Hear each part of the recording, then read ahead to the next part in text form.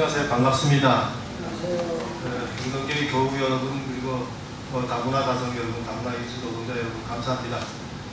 오늘이 수업 마지막 강좌가 되겠습니다. 오늘의 강좌는 이제 제가 강좌를 마치해가지고 저번에 여러분들한테 말씀드린 텔리, 그러니까 이제 오늘 문화 강좌를 듣고 아니면 지금까지 16분 동안 이렇게 들어와셨던 거, 여기에 대해서 이 문화 강좌가 이래서 괜찮은 것 같아, 좋은 것 같아, 그런 정도의 말씀을 이렇게 해주시면 감사하겠습니다. 오늘의 주제는 여기 보시다시피 한국의 전통 문화와 정나눔이라고 하는 이런 주제를 갖고 여러분한테 말씀드리고자 합니다.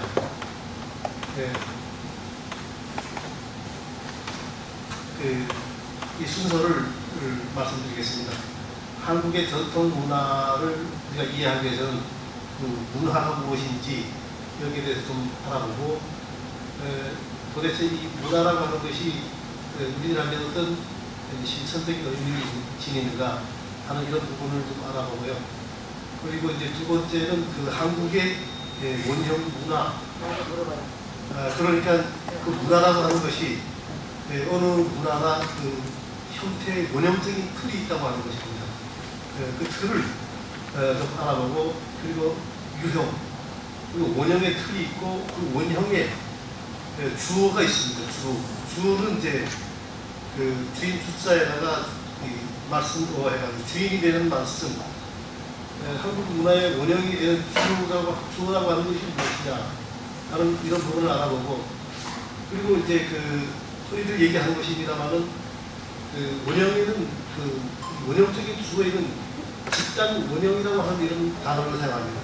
그러니까 이 문화가 서로가 이해되고 서로가 나누어지고 그리고 전달되기 위해서는 그 방식이 집단적인 방식을 취한다, 이런 얘기입니다. 그래서 집단 원형의 주라고 하는 것이 무엇이냐, 그걸 좀 살펴보겠습니다. 그리고 이제 여기서 이제 원형 문화적 소수 2, 3, 5 숫자가 나와서 좀 어려워 보이겠습니다만 다른 게 아니고, 이 숫자 2라고 하는 것은 우리가 음량, 그러니까 이제 그냥 음량이라고 하는 이런 의미에서 음량이라고 하는 단어를 이렇게 말씀드리면 어느 정도 여러분들이 이해를 하실 겁니다.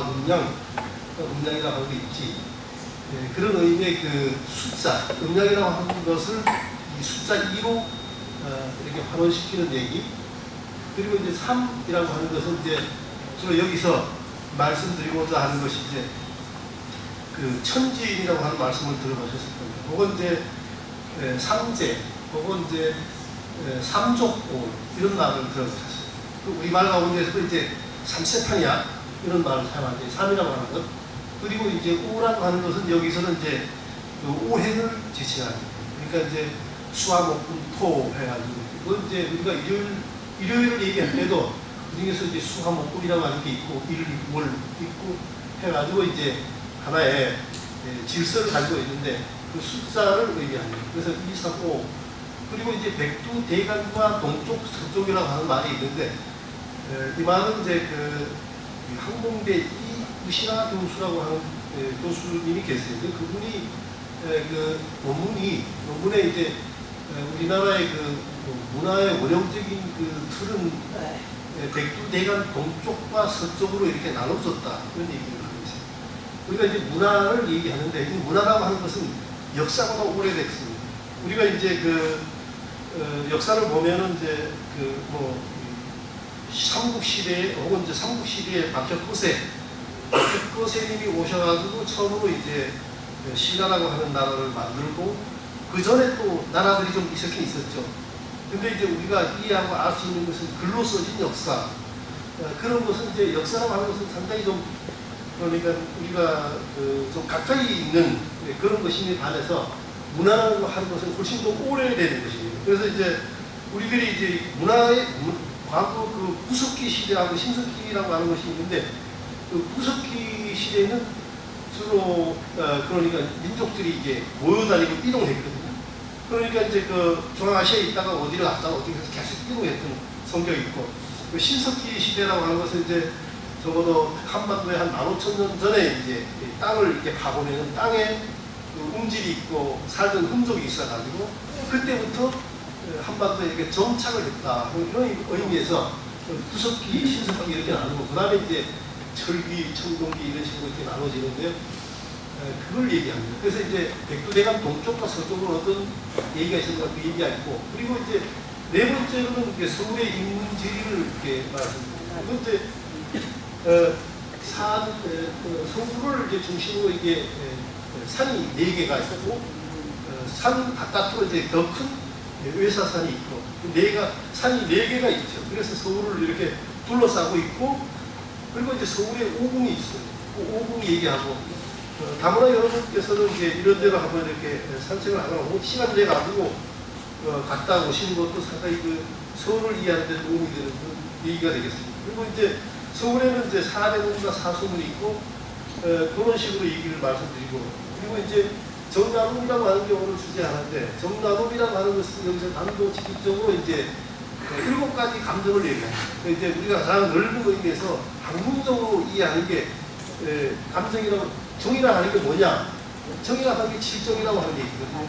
사랑도 있고 미움도 있고 다양한 것이 있는데, 그것은 우리가 이제 칠정을 얘기합니다.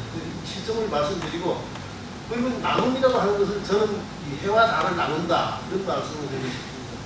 그 해와 달은 저 바깥에 있는 건데, 바깥에 있는 것이지만 그것을 우리가 가질 수가 있다고 하는 얘기인데, 원래 성리학을 만든 사람들도 이게 성통신정이라고 해야 마음이 칠정을, 사람과 칠정을 이렇게 주제한다 해가지고 마음이 전부라고 했는데, 철학에서는 세상에 유명한 칸트라고 하는 사람이 있습니다. 그 칸트라고 하는 사람은 뭐라고 했냐면은, 세상의 모든 것이 다 좋고 있지만은 세상의 모든 내 마음 바깥의 것은 다 이게 자연법칙이 지배하는 거다. 자연법칙이 지배하는 것은 내가 뭘 어떻게 하고 싶고 어째서 이렇게 되는 게 아니거든요. 바깥 세계를 지배하고 있는 것. 그게 자연법인데, 그 마음은 뭐냐? 내 마음에 도덕법이 있다. 이런 의미에서 이제 하늘에는 별이 총총, 내 마음에는 마음의 도덕법, 뭐 이런 식으로 얘기했는데, 그 해와 달도 마찬가지입니다. 해와 달이라 하는 것이 과학에서 어떻게 얘기하고 어떤 얘기를 한다고 해도 우리는 나눌 수가 있습니다. 각각 여러분 각각의 마음 속에서. 이제 그런 점에서 이제 그렇게 하고, 그거를 이제 저는 이제 무지개로 정나눔 이런 식으로 얘기하고, 마지막에는 이제 70번째 일의 휴머니티. 이제 다문화 휴머니티 인문학이라고 하는 것이, 우리가 이제 지구상에 지금 살고 있는 사람이 한 70억 명 정도 됩니다. 그러니까 70억 명 정도 가운데 내가 하나라고 하는 것을 사실 깨닫기가 참 어렵습니다. 내 하나 아픈 몸, 내 하나 그 어떤 몸이 70억과 어떤 관계가 있는가. 근데 우리가 넓은 의미에서 휴머니티라고 하는 것은 모든 지구상의 모든 인류가 함께 나눌 수 있는 그런 감성, 감정, 그런 것에 뿌리를 가지고 있는 것, 그 말이 휴머니티라고 하는 얘기죠. 그러면 이제 그 문화라고 하는 것이 뭐냐? 그 문화라고 하는 것은 이제 크게 물질 문명하고 물질 문화와 정신 문화로 나눠집니다. 거기 이제 글씨가 예. 그러니까 사람이 이제 서로가 이제 나눌 수 있는 건데, 눈에 보이는 것은 이제 물질적인 것이죠. 이거 다 보이는 겁니다. 여기 있는 빛, 뭐 이런 것들, 뭐 십자가 다 이게 물질이죠. 물질적인 것도 이게 하나의 문화라고 할 수 있고, 그리고 이제 보이지 않는 것이 있습니다. 보이지 않는 것은 인간의 추상적인 대상, 추상적인 대상을 갖고 비물질 문화. 그래서 이제 그 물질적인 것은 자동차, 책, 건물, 의복, 컴퓨터, 요리. 그 요리 만드는 것도 이게 일단 물질적으로 뭘 먹게끔 만들어 놓은 것도 물질 문화에 속하는 것이다. 반면에 이제 비물질 문화는 뭐냐면은 이제 여러분 가운데 이제 그 노래, 멜로디, 특이하게 그 지적인 소유에 관한 이런 얘기를 보니까 이 멜로디도 그게 이제 그 일종의 그 정신적인 비물질적인 문화라고 할 수 있는데, 거기에 그 지적인 그 소유가 있더라고요. 소리, 멜로디를 이렇게 쭉 내면은 그 멜로디를 내는 게 남과 달리 낼 수가 있고, 이것이 남이 내는 게 아니고 자기가 내는 멜로디면 그 멜로디가 곧 그 사람의 그 지적인 소유 대상이 된다. 그렇게 얘기를 하고 있습니다. 그래서 그 점에 있어서는 우리 모두가 각각의 멜로디를 갖는 한에서는 전부 모두가 이런 그 비물질 문화를 창조할 수 있다. 이렇게 얘기하고, 이제 비물질 문화의 그 보기로서는 신념, 가족, 뭐 아이디어, 언어, 정치, 경제 체계, 규칙 이런 것들 얘기합니다. 그리고 이제 우리가 그 한국 전통 문화를 위해서 그 문화적인 실천이라고 하는 것은 그 민족 가운데 문화를 넘어서 문화적인 집단의 경계를 넘어서 확장될 수 있는 이런 그 실천적인 얘기, 문화 집단의 경계를 넘어서 확장될 수 있는 문화적 실천을 공통 과제로 이어진다. 그러니까 우리 다 문화를 가지고 있지만은 도대체 이 문화를 어떻게 실천하느냐? 타입의 패턴이 있고 또 이런 식으로 이런 거면 이런 거 저런 거면 저런 식으로 이렇게 패턴이 있는데 그 패턴을 나름대로 실천하는 것, 이것이 이게 중요한 의미를 가질 수 있다. 그리고 이제 이 중에서 한국 문화의 그 원형에 관한 얘기를 좀 말씀드리겠습니다. 원형이라고 하는 것은 원래 이 오스트리아 그 심리학자 칼 융이라고 하는 사람이 있습니다. 이 사람이 1919년에 그 문화의 그 아키타일 하는 게 원형 출발점이라고 하는 얘기인데요. 모든 문화에는 그 원형이라고 하는 것이 있다. 그러니까 원형이라고 하는 것은 마치 지금 현재 우리들 보이지 않는 것이지만 땅을 깊이 파보면은 결국은 이제 뭐 여러 가지 그 문화 유물이 있을 거고 인류가 살았던 흔적이 있을 거고, 그러면 그 흔적에 그 어떤 고고학적인 고고 인류학적인 어떤 그 이런 기술에 도움에 의해서 혹은 탄소 동화법에 의해서 그 과거 유물을 보면은 거기에 어떤 그 원형적인 그 원형이 있다. 이런 점을 얘기했는데 그 문화의 원형은 사실은 잘 드러나 보이지 않죠. 깊이 감춰져 있기 때문에 드러나지 않는 겁니다. 그래서 이 사람은 이제 그 무의식적인 틀이라고 하는 이런 단어를 사용해요. 그래서 cultural archetype라고 하는 게 문화 원형이 있다. 그래서 한국 전통 문화에도 마찬가지로 무의식적이긴 하지만 동일한 문화권에서 어느 누구에게도 동일한 문화적 원형상이 지각될 수 있다. 이런 식의 이제 주장을 했습니다. 그러니까 말하자면은 우리가 그 달나라 가서 요새 달나라도 여행 가지만 달나라 간 사람들한테는 거기서 사실 찾기가 어려울 수도 있어요. 달나라에서 어떤 패턴을 어떻게 보이는지. 근데 가까운 가령 이제 아프리카나 아니면 유럽이나 이런 식으로 이제 한국 사람이 이렇게 같이 어울려가지고 있으면은 이 사람은 한국 사람 같아, 일본 사람 같아 이렇게 얘기하지만은 나름대로 이렇게 융의 이런 생각이 따르면은 이 사람은 어쩐지 이런 사람 같아. 그 문화 원형이 있다고 하는 것이죠. 무의식적이긴 하지만은 지각될 수 있는. 그런데 이제 그 융의 이런 생각이 따르면은 그런 원형은 사람들한테서 실현이 된다고 합니다. 사람들한테. 그러니까 이 사람, 저 사람, 다양한 사람들이 있는데 이 사람들이 그 가운데서 원형이 있기 때문에 실현된다고 할 수 있고, 그 무한한 비용에서 개인적 표현으로 발현되고 원형상 숫자는 이론적으로 무한하다는 것이죠. 그러니까 지금 현재 한국에 7천만이 살고 있으면 7천만 하나하나에 그런 원형이 있기 때문에 그 원형을 하나하나 다 기술은 할 수가 없거든요. 그런 점에 있어서는 원형상 이론적 숫자는 무난하지만은 그래서 이제 차츰차츰 이렇게 줄여가지고 원형의 주어가 뭐냐 이런 질문을 던질 수가 있죠. 그래서 무의식적인 원형은 관계가 너무 복잡해서 다 기술을 할 수 없다. 이게 이제 그 특징이 될 수 있겠고요. 그래서 이제 원형의 주어가 뭐냐.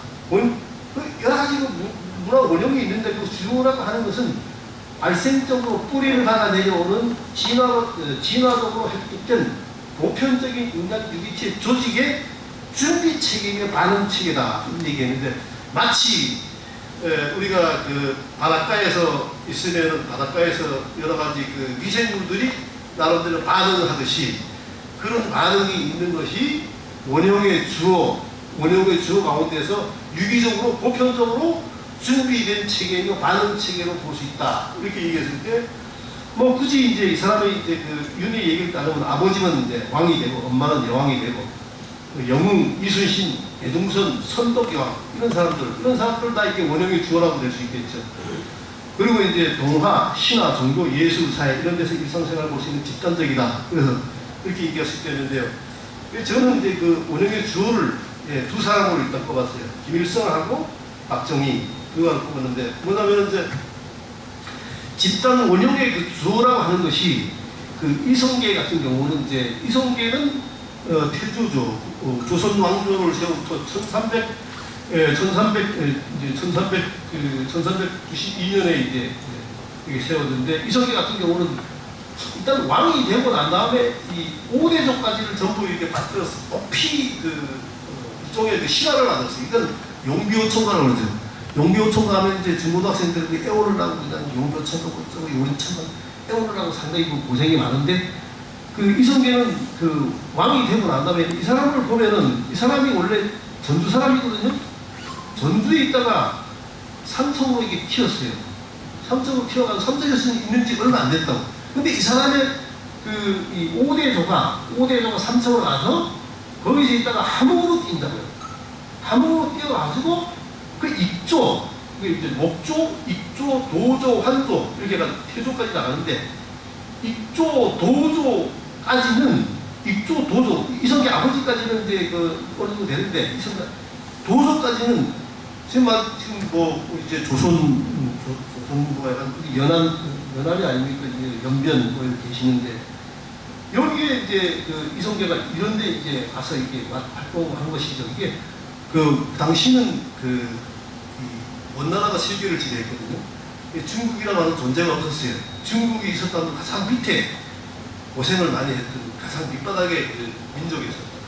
위에 고려 같은 경우는 상당히 위에 가장 원나라 같은 레벨에 같이 있었고 해가지고 원나라가 지배하면서 이 사람의 선조 이한사 같은 국조 같은 경우는 다가치라고 하는 이런 직책을 받고 원나라 이름으로 바꿨다는. 지금 이제 뭐 중국에서 계신 분들은 혹시 이제 중국 이름 바꿨다고 해도 사실은 그게 뭐 세 글자 안 넘어갈 건데 이 사람의 선조들은 바꿨어요. 그러니까 일종의 이성계의 가문도 다문화 가정이었다. 이 다문화 가정에서 고생하다가 이제 이 조선 개경으로 왔을 때에 이 사람들이 환조 때에 아마도 이 공민왕 때 이게 입주한다고 왕한테 입주해가지고 이제 충성을 맹세하고 그리고 난 다음에 고려 사람으로 받아들이면서 이 고려를 이조를 건국하게 된다고. 이제 이 경우가 이제 이 사람들의 무덤을 다 이렇게 만들어놔가지고 이제 약간 역사적으로 얘기했지만은 문헌적으로 얘기했지만 이게 다 사실이라고 하는 얘기고. 그리고 이제 이 김일성 같은 경우는 이제 어디서 아니 뭐 백두대간 해가지고 김일성, 김정일, 그래서 김정은 뭐 김일성도 뭐 여기 뭐 김정일이가 아버지 뭐 어떻게 했다고 해가지고 죽기 전에 이제 중국에 가가지고 이렇게 돌아다녀가지고 기차로 왔다 갔다 하면서 이렇게 돌아왔다고 그렇게 얘기하는데 이게 중국이 활동 무대죠. 어쨌거나 중국은 우리하고 이렇게 친할 수밖에 없는 가까운 나라고 이렇게 살 수밖에 없고 약간 이렇게 돼 있고. 그리고 이제 우리나라 같은 경우는 이제 박정희가 한번 이제 박정희 대통령이 됐으니까 그다음에 박근혜까지 대통령이 했으니까 이제 뭡니까 2대로 이렇게 연결되고 이제 북한에서 3대고 김정은 다음에 이제 누가 나오는지 패션 마크가 있고 박근혜는 이제 또 다른 분이 이제 없으니까 어떻게 될지 모르고 약간 집단 원형이라고 하는 것은 문화에서 여러 가지 집단적으로 드러나가지고 집단 주어라고 하는 집단 원형의 무의식을 이끌어가는 그런 의미의 주어가 있다 이런 얘기가 되겠고요. 사례로서 이제 김일성, 박정희를 들은 거고 뭐 큰 의미는 없습니다. 그러면 이제 문화의 원형 문화적인 소수라고 하는 게 뭐냐? 한국인을 지배하고 한국 역사와 문화 전통을 지배한 뿌리가 뭐냐? 그걸 가지고 이제 2, 3, 5로 얘기하는데 2, 3, 5는 한국 문화의 이 숫자가 다 이게 숫자만 딱 남기면 2, 3, 5로 이게 끝난다는 것이죠. 그래가지고 백두대간 서쪽으로는 서해지방, 백두대간 동쪽으로는 동해안지방으로 갔는데 그게 이제 음양오행가 삼재론이라고 하는 얘기입니다. 그래서 이제 이건 뭐냐면 이제 역사가 아니고 문화거든요. 문화에서 이쪽으로 간 쪽은 음양 오행으로 간 쪽은 이제 서해안, 황해도 이게 농경 문화가 돼 있고, 이 동해안으로 온 쪽은 삼재론이고 수령 문화가 같다는 것이죠. 그러니까 백두대간 동쪽으로 간 쪽은 이제 그 먹잇감이 있으면 먹잇감을 쫓아서 이 사냥하고 쫓아간다. 그럼 쫓아가면 또 쫓아가고. 그리고 여기에는 이동만 있지 어떤 정착이라고 하는 개념 없이 계속, 그래서 백두대간 동쪽으로 계속 가가지고 일종의 그 천지인이라고 하는 거, 그리고 또 여러 가지 이런 삼재에 관한 생각이, 우리가 뭐 하면 삼신할머니한테 애를 낳는 게 삼신할머니가 보살펴줘야지 애가 정지된다고 그렇게 얘기를 하는 게, 이게 이제 그 삼재론의 그 깊은 뿌리가 있는 거고, 삼재론의 뿌리는 이제 문화인류학에서 이 시베리아 이쪽 전체를 해가지고 이 우랄 알타이산 쪽 이쪽으로 해가지고 이 샤머니즘의 그 문석적인 문화적인 뿌리가 있다고 그렇게 얘기합니다. 그래서 이제 그 어떤 뭐 신을 받았다 해가지고, 이거 이제 신을 받았다 하면은 이제 신과 소통하는 자가 있어가지고 이렇게 하는데, 이 삼재론의 특성은 죽는 게 없어요. 죽는 게. 이 죽음이라고 하는 것 자체가 삶과 죽음과 그다음에 이 중간 지대에 있는 이 무당, 이 영계와 이 지하계를 이렇게 연결해주면서 살아가기 때문에, 이 삼재론의 뿌리는 죽음과 삶의 경계가 이게 없어지는 이런 그 스타일이 이렇게 쭉 내려왔다는 거고, 그리고 이제 그 음양오행론은 이제 그 전형적인 이제 수화목금토 해가지고 상생 방향과 상극 방향, 그리고 이제 음양의 그 얘기를 하는데, 이 음양오행론도 이 삼재론에 가면은 삼태극으로 이게 바뀌어진다. 삼태극이라는 게 이제 그 약간 이 세 개가 있어야 돼. 세 개가 있어야 되는데, 태극이라고 하는 것도 이게 삼태극으로 바꿔야 된다고 하는, 이게 이제 한국적인 그 문화적인 그 뿌리가 있다 얘기인데, 이런 얘기는 이제 그 태조 이성계가 조선을 건국할 때도 그대로 나타난다. 이렇게 봤을 때 이게 이제 서울의 그 인문지리로 이렇게 얘기하죠. 여기가 이제 외사산 해가지고 이 117일, 한 157이기도 하고 117일, 이게 이제 동쪽으로 용마산, 서쪽으로 덕양산, 북쪽으로 북한산, 남쪽으로 관악산이 있고, 여기에 이제 동대문이 아니고 낙산이 있고, 동쪽으로 서쪽으로 인왕산이 있고, 북쪽으로 북한산이 있고, 북악산, 죄송합니다. 이 잘못 써졌어요. 북악산, 그리고 이제 남쪽으로 남산이 있어가지고, 요걸 중심으로 이제 여기 집을 지었거든요. 임금이 사는 집. 여기 됐는데, 이게 이제 자청룡 500호, 자청룡 500 주작과 현부가 이렇게 있는, 이게 이제 전형적인 풍수죠. 풍수는 그냥 바람 물 가는 대로 이렇게 살아가는 게 이게 맞다 해가지고 이런 식으로 만들었고, 자세히 보면은 이제 이게 서울의 오궁이라고 하는 것이, 여기가 이제 중간에 뭐죠? 여기가 경복궁이죠. 경복궁 옆 가장 북판에다 놓고, 북판은 옆에 이제 광화문 문을 갖다 놨고, 여기는 이제 청덕궁. 그 다음에 청덕궁 앞에 여기 이제 그 홍화문, 여기 이제 덕수궁과, 청덕궁과 창경궁, 창경궁 있고, 여기 문 있고, 그리고 이제 여기는 이제, 여기는 경유궁이 있고, 여기 이제 대한문이 있는 덕수궁이 있습니다. 이게 5궁입니다. 경복궁, 창경궁, 덕수궁, 그 다음에 여기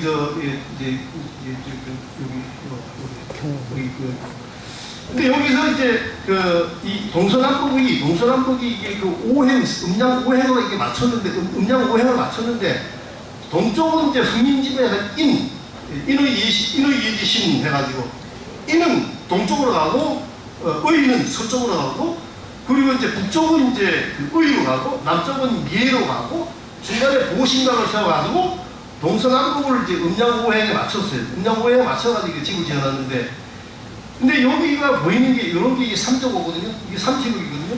이게 삼조고. 요건 이제 북한의 북한이 아니고 하여튼 고려 시대에 안악 고분 같은데 이게 삼조고가 이렇게 나타났죠. 삼조고. 삼성은 원래 까마귀인데, 까마귀 모양인데, 까마귀가 해에 있다.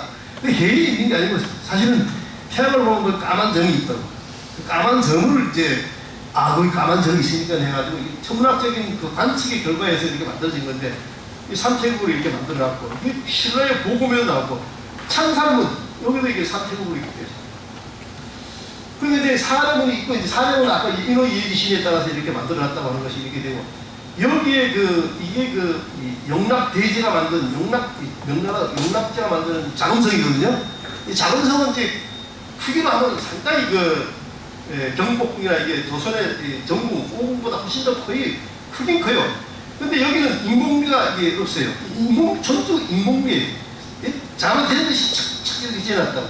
그래가지고, 이것도 마찬가지로 이제 음양 오행에 따라 만들어 놨는데, 조선의 정궁이라 하는 것은 자연지세에 맞게끔 이렇게 쑥 만들어졌다. 이게 더 인간 친화적이다. 이런 이제 이론들이, 건축 이론이 있습니다. 그 옛날에 그림을 좀 만들어 봤는데, 여기 남대문 흥민지문이 이렇게 생겼어요. 옛날 여기 아저씨들, 지금은 다 이게 오래되셨죠. 여기 이제 광희문 이렇게 돼 있고, 요새 광희문, 옛날 광희문, 여기 소위 말해서 시구문이라 하는 게 이거랑 그렇게 돼 있고, 여기가 이제 남대문 해가지고 이렇게 오늘도 일본한테 나라 뺏기기 전에 그때쯤 돼가지고 이게 사진을 찍는, 그때는 우리가 사진이 없어가지고 어쨌든 간에 사진 기술이 들어와가지고 이렇게 찍었다. 남대문 이 모습. 그럼 정나름 얘기를 해보겠습니다. 정나름이라 하는 게 사단 칠정을 했는데, 원래도 이제 이게 사단 칠정은 원래 중국 사람이 먼저 얘기했습니다. 원래는 이제 맹자가 얘기했고, 맹자 이후에 주시, 주돈이 이런 사람들이 이제 얘기를 했고, 조선에서는 이 1,000원짜리 지폐의 주인공이신 퇴계 선생이 처음으로 이제 이런 식으로 이제 도입을 해가 설명을 했어요. 상당히 많이 중국의 원전을 참조해가지고 만들었는데, 열심히 독창적인 건 아니지만 하여튼 굉장히 성실하고 훌륭하게 설명을 했어요. 사단이라는 게 이게 아까 인원 이해지심이 했는데, 칠은지심, 수호지심, 사용지심, 시기지심이 이게 사단이거든요. 이게 마음에서 이제 이렇게 나가는 거고, 칠정은 이제 희노, 애오, 희노, 애구, 애오욕 해가지고 기뻐하고 노여하고 슬퍼하고 두려워하고 사랑하고 싫어하고 어떤 것을 욕망을 하고, 이렇게 다 이제 얘기에 이렇게 나오는 얘기는, 얘기에 나오는 내용을 이제 맹자나 공자가 이렇게 직제성한 거죠. 원래부터 글심이 있었어요. 글심이 있었는데 공자나 맹자 같은 사람이 와서 이제 이런 얘기를 자꾸 하면서 이제 이게 생각이라는 게 유학이라는 게 이렇게 체계화된 과정이고, 퇴계 선생이 이제 이렇게 신통성동 해가지고 이렇게 그림을 그려놓고 쉽게 이렇게 사단 칠정 이렇게 만들어놨습니다. 사단 칠정이 어쨌다고 한 얘기냐? 얘기는 그렇습니다. 정은 나눠야 되는데, 이 사단에 관한, 칠정에 관한 것은 이제 해와 달과 금성, 수성, 화성, 목성, 토성, 이 서경에는 이런 돌이 아니고 이게 위성입니다. 행성들. 그러니까 하늘에 있는 별들, 행성들이죠. 행성들을 이렇게 지칭한 게 칠정으로 이렇게 얘기하고 있어요. 희로, 애락, 애오, 무락, 애오욕이라고 하는 게, 애구, 애오욕이라고 하는 것이 이게 행성을 사물로 지칭하는 것이다. 그런데 이 무지개라고 하는 것이 빨주노초 파남보 색깔이거든요. 이 색깔이라는 것이 왜 색깔이 빨간 색깔이고 주황 색깔이고 노란 색깔이냐 하면은, 색깔은 원래 색이 없어요. 색이 없는데 이 각도를 잘 재가지고 보면은 거기서 빛방울과 해가 비치는 빛이 이 빛방울을 통과하는 그 각도에 따라서 색깔이 나온다고. 무지개 색깔은 원래 색깔이 없는 거예요. 우리가 몸이나 가을이 돼가지고 왜 색깔이 이게 식물이 그렇게 됐냐?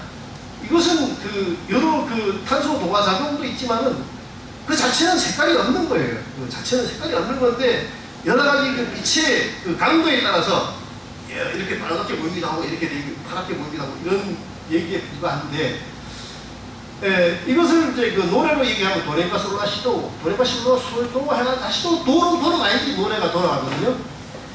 이것이 이제 그 일주일도 월화수목금토 일월까지 다시 해야지 다시 돌아오는 것처럼 이 정이라고 하는 것은 일종의 우리 마음에 있는 것이 전부지만은 바깥에 있는 것을 나누어야 되는 거죠.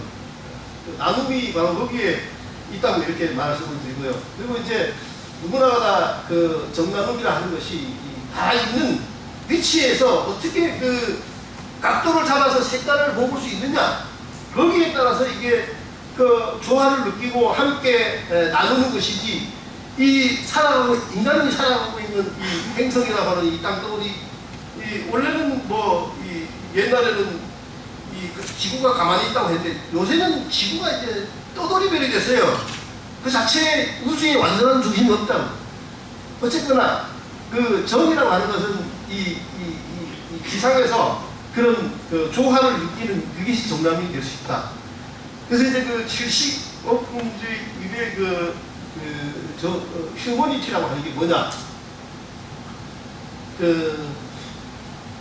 여기다 그림을 좀 잠깐 이렇게, 우리가 이제 전통적으로 정나눔 방식이 강강수원래 같더라고요. 그래서 이 빨간 색깔, 파란 색깔 해가지고 이 저고리 입고 해가지고 원을 만들어가지고 이렇게 있는데, 전형적인 그 우리 문화의 전형적인 그 패턴으로 이렇게 이해할 수 있겠고, 여기서 이제 홍청이 이렇게 서로 이게 어울리면서 서로 끼어들면서 그리고 조화를 이루는 것이 가장 전형적인 정나누기 방식으로 봤고요. 이 하나님이 하나님이라고 하는, 하나님은 도대체 그럼 어떻게 하냐?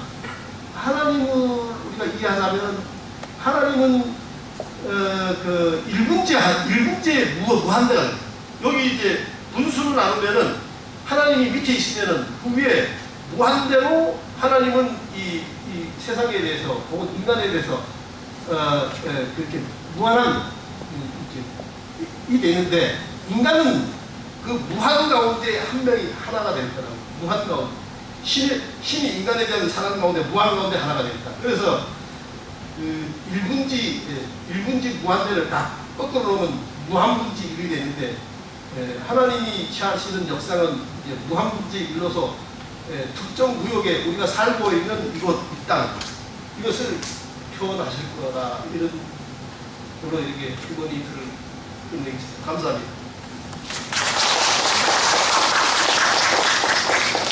그리고 이제 이제 장 집사님도 계시지만은 여기 마이크 써가지고 이렇게 말씀하기 참 쉽진 않거든요.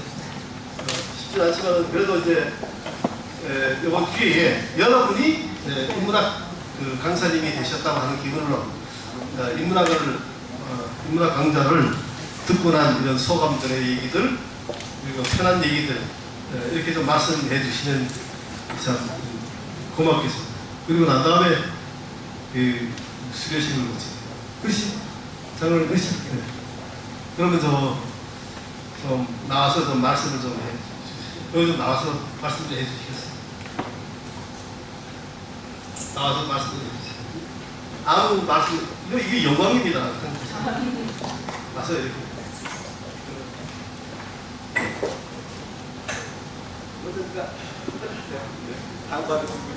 한번 나와서 그냥 말씀하세요. 말씀하세요.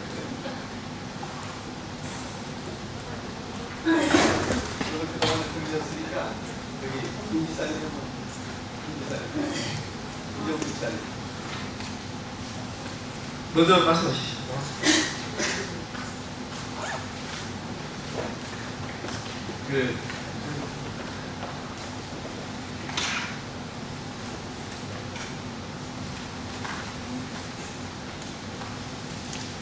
집사님도 아무 얘기.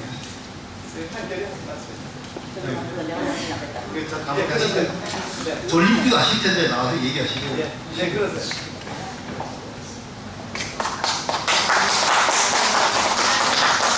특별하게 할 얘기는 없고요. 나이가 이 중에서 제일 많으니까. 여기 오셔가지고 하셔야지. 그냥 목소리 없어서 그냥 해도 되니까. 그래서 저기 네. 하면 다른 건 아무것도 말씀드릴 건 없고요. 여태까지 시민주들을 한 동안에 내가 들은 얘기로서 우리한테 나간다가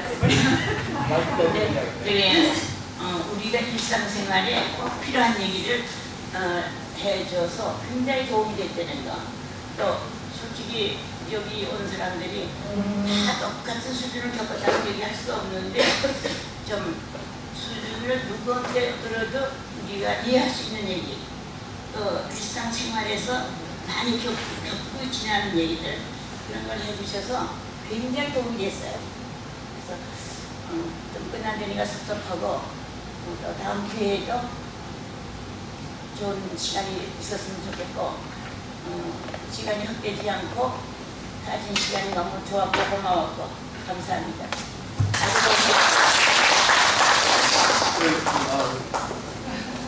나왔어요. 용기를 내셔야 돼요.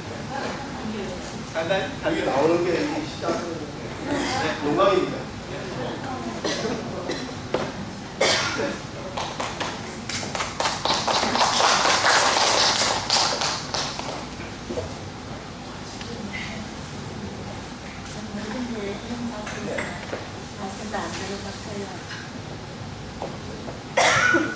방송계에 와가지고요, 응원하고 감동을 많이 들어서 머리도 좀 그리고 이제 사는 방법이나 이제 자기 몸의 건강에 대해서 이제 많은 그걸 배웠습니다. 그래서 앞으로도 이제 좋은 말씀들 계속 듣겠습니다.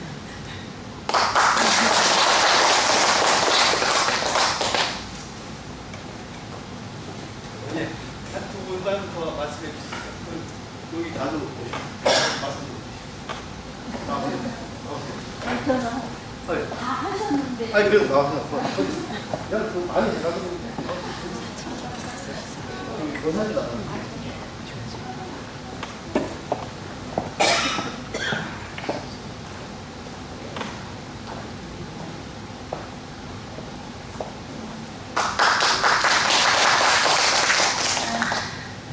저는 듣고 또 자꾸 잊어버려서 무슨 말씀을 하셨는지도 기억도 잘 안 납니다. 근데 늘 이렇게 항상 빠지지 않고 나와서 들으니까 너무 좋아요. 그래가지고 앞으로도 또 이런 기회가 있었으면 하는 그런 바람이고요. 너무 유익했고 또 제가 한 번 빠졌습니다. 근데 그 선생님께서 아마 천천히 늦으셔서 못 오신 걸로 알고 있어요. 그래서 못 들었는데 아쉬웠어요. 너무 아쉽고 계속 했으면 좋겠는데 또 이제 끝난다고 하니까 좀 서운하고요. 앞으로도 열심히 하겠습니다. 공부를 하겠습니다. 남성분께서 한 분만 말씀해 주세요. 남성분께서 대표로. 남성 대표로. 아니 그래도 상관없어요. 그래도 상관없어요. 상담하겠습니다. 예, 그러세요.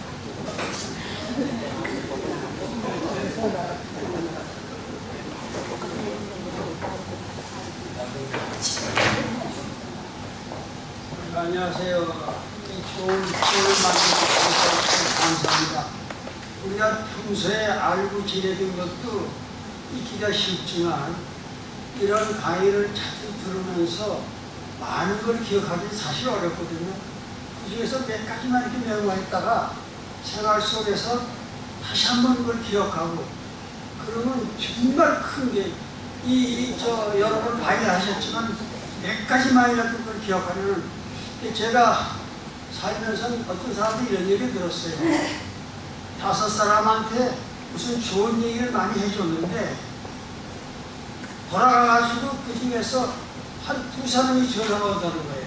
근데 이 5사람이라는 거는 좀 이렇게 재벌에 좀 힘 있는 사람들인데 누가 무슨 얘기를 했을 때 그냥 흘려듣지 말고 그거를 집에 들어가서 다시 전화하면서 아까 얘기하던 중에 이런 게 다시 한번 설명해다. 그러니까 항상 우리는 살면서 남이 얘기하는 거를 굉장히 기다려 듣는 것이 그게 전부 자기게 된다는 거예요. 그 자기 혼자만 얘기하면 다른 사람이 겪지 않던 걸 하나도 몰라요. 듣기만 해도 아 내가 저 사람 이 사람 그 얘기를 들음으로써 내가 경험하지 못한 거를 전부 내 걸로 만들 수 있다는 거지. 아주 너무 좋은 얘기를 많이 하셨는데 이게 조금 아쉬운 게 뭐냐면 말이죠. 이 창설이 떨어지니까 이 좋은 얘기를 정말 몇 사람이 듣기에 너무 아파요.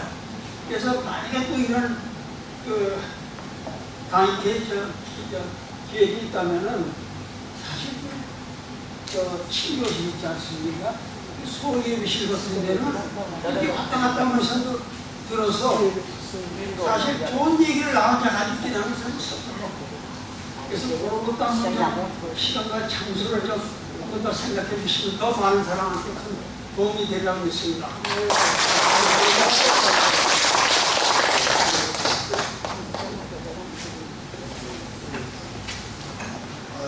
여러분 이제 기다리시던 그 수료식 시간이 들어왔습니다. 김별 장로님께서 우리 지금 배선복 선생님께서도 마이크 딱 잡으니까 제 이름을 기억 못 하시잖아요. 근데 이 마이크가 원래 그렇게 쉽게 얘기를 풀어내지 못한다는데 여러분께서 오늘 종강에서 이렇게 그간에 이렇게 감회를 말씀해 주시고 그렇게 요청을 해 주셔서 감사의 말씀을 드립니다. 사실 그 선한이 클리닉하고 그다음에 글로벌 교육문화연구원에서 공동 주체로 지금 이제 재미가 쏠쏠 시위 인문학 강좌, 그래서 건강 플러스 인문학 강좌를 다시 시작해서 8개월이 지났습니다. 그래서 사실 상당히 오랜 기간 이렇게 달려왔습니다. 그래서 생각할 처음에 시작할 때는 과연 이렇게 8개월까지 갈 수 있을까 하는 생각을 하면서도 여러분들이 협력해 주셨고 또 많은 분들이 이렇게 서원해 주셔서 오늘의 수료식까지 왔다 이렇게 생각이 들고, 그다음에 그동안에 이제 여기 이제 선한이유 클리닉의 이주도동자 그리고 경동교회 여러 교우님들 그다음에 일반인을 포함해서 어떤 주제로 어떤 이야기를 풀어갈 것인가 하는 것이 상당히 어려웠습니다. 그래서 어떤 계층만을 이제 목표로 했을 때는 사실은 이야기하기가 쉽습니다. 그러나 연령층도 아니면 또 지식 수준도 그다음에 또 관심사항 여러 가지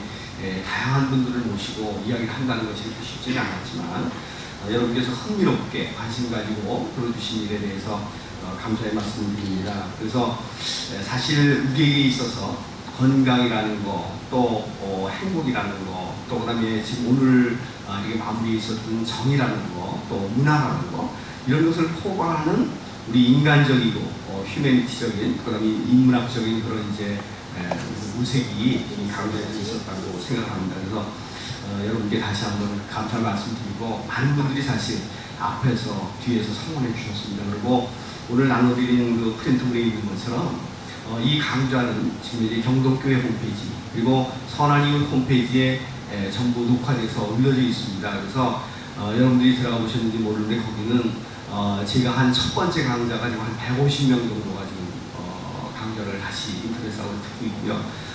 또 그런 쪽으로 이제 전체의 강좌가 전부 수록되어 있습니다. 그래서 여러분께서도 언제도 다시 보실 수가 있습니다. 그래서 이렇게 말씀을 드리고, 그 다음에 오늘 한 가지 수요증을 드리기 전에 한 말씀드리겠습니다. 오늘 참석하신 분들 그리고 그동안에 계속 강좌를 들으신 분들에게 선물로 이 조그맣지만 컵 2개씩을 드렸습니다. 근데 참 예쁘게 되어 있죠. 안쪽의 색깔과 바깥쪽의 색깔, 아까 배선 목사님이 얘기하신 무지개 색깔은 아니지만 겉과 속이 이렇게 아주 다양한 그런 컵입니다. 근데 여기는 선한이유 클리닉의 심볼이 그려져 있고, 그래서 이 심볼은 물론 경동교회의 심볼에 이렇게 선한이유 클리닉을 상징하는 그런 이제 그 십자가가 이렇게 있습니다만, 그런데 요거는 여기 비둘기가 지금 편지를 물고 왔습니다. 그 편지는 어떤 편지냐면 희망의 편지고 자유의 편지고 행복의 편지고 건강의 편지입니다. 여러분에게 깃든 그런 이제 비둘기가 여러분의 마음속에 또 여러분의 건강 속에 깃들기를 바라지 않고요.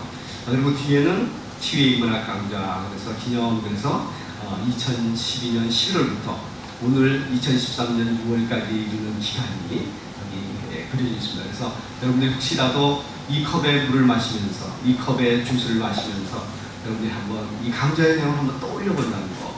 그래서 그것을 회역한다는 것이 또 하나의 추억과 함께 행복이 될 것이고 또 여러분의 건강에 에너지가 될 거라는 생각을 합니다. 그러면서 제가 이 컵을 보면서 이렇게 문득 생각을 해봤습니다. 제가 언젠가 교회 부페에서 이렇게 음료수를 따르려고 이렇게 생각해보다 보니까 잔이 이렇게 컵이 있는데 거기에 여러 가지 음료수가 놓여져 있어요. 근데 그러다가 이게 무슨 컵일까? 그런 생각이 있어요. 컵은 똑같이 컵의 모양을 가지고 있는데 주스를 따르면 주스컵이 되는 거죠. 물을 따르면 물컵이 되는 거죠. 커피를 따르면 커피잔이 되는 거죠. 그래서 그때 제가 문득 지하철에 집으로 돌아가는 지하철에서 쓴 시가 잔에 술을 부으니 술잔이 되는 겁니다. 여러분 한번 들어보시겠어요? 이런 겁니다. 잔에 술을 부으니 술잔이 되는 겁니다. 제목은 그렇습니다. 그래서 참 이건 진리죠. 그래서 잔에 술을 부으니 술잔이 되고 근데 그 말은 이렇게 시작됩니다. 잔에 물을 부으니 물잔이 되고 잔에 술을 부으니 술잔이 되어 물잔을 들어 마시니 물소리가 가슴에 나오고 술잔을 들어 마시니 심령이 얼굴에 오른다.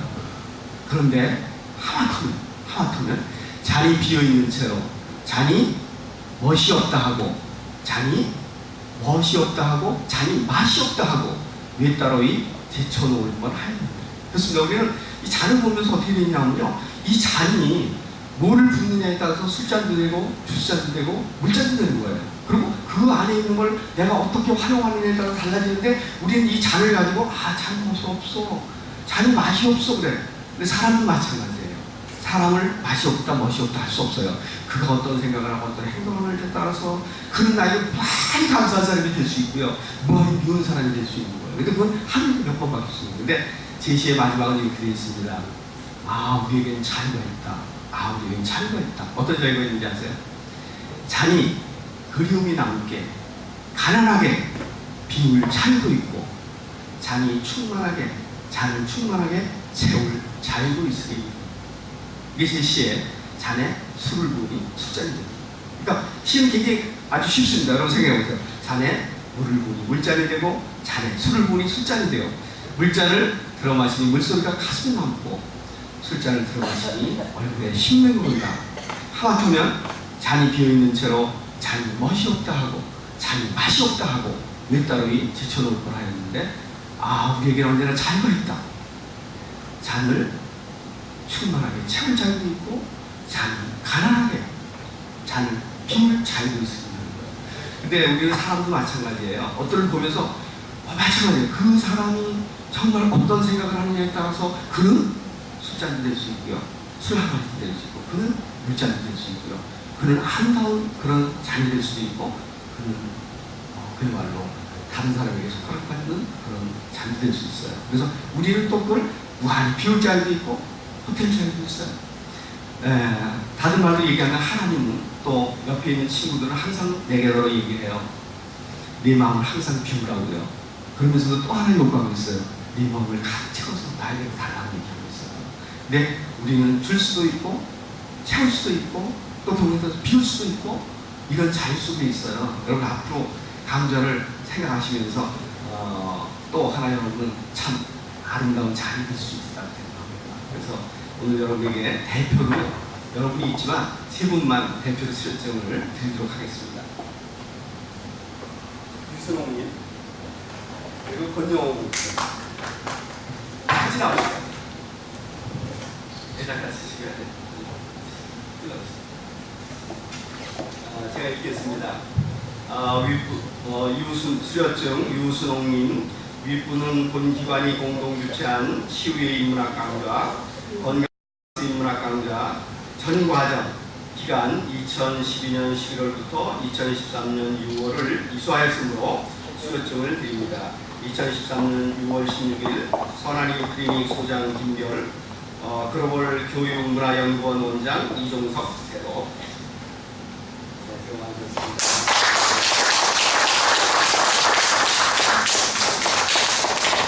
다음에 권영웅입니다. 수료증 권영웅님 본부는 같습니다.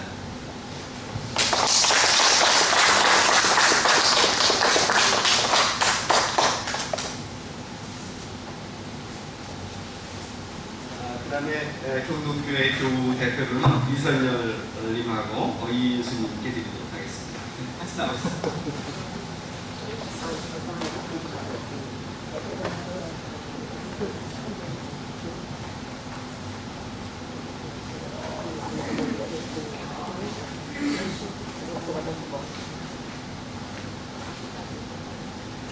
수료중 이선열님 공문을 갖습니다.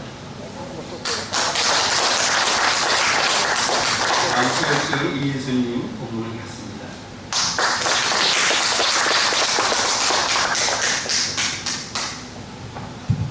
그리고 오늘 아까 이렇게 어려운 부끄러움 속에서도 나와서 이렇게 소감을 말씀해 주신 분들은 오늘 상을 드리겠습니다. 그래서 오늘 기념품 하나 더 드리도록 하겠습니다. 네, 감사합니다. 이상으로 우리 선한영 클리닉과 그리고 글로벌 교육문화연구원이 주최한 재미가 쏠쏠 시민문학 강좌, 건강 플러스 인문학 강좌를 모두 마치도록 하겠습니다. 감사합니다.